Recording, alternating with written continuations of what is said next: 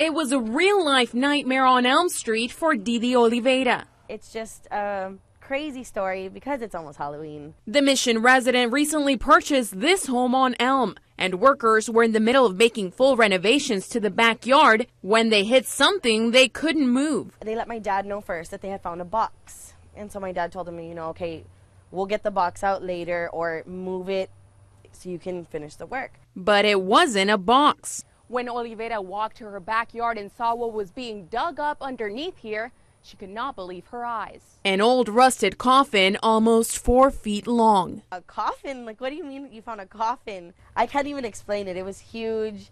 It had the handles on the side. It was really rusted. And it had like bags around it. Authorities were immediately called out to the home. Detectives and special crime units all rushed to investigate what was inside. They had seen little booties and like pink little bears, and then one of the guys had said that they had seen bones.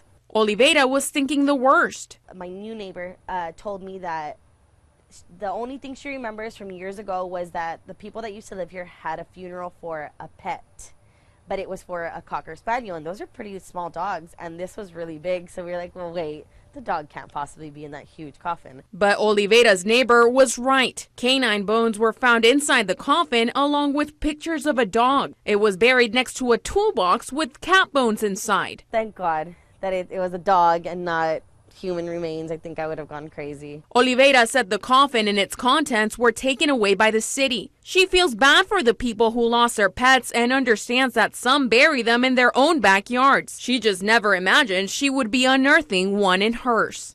Who can say they have ever found a coffin in their backyard, really?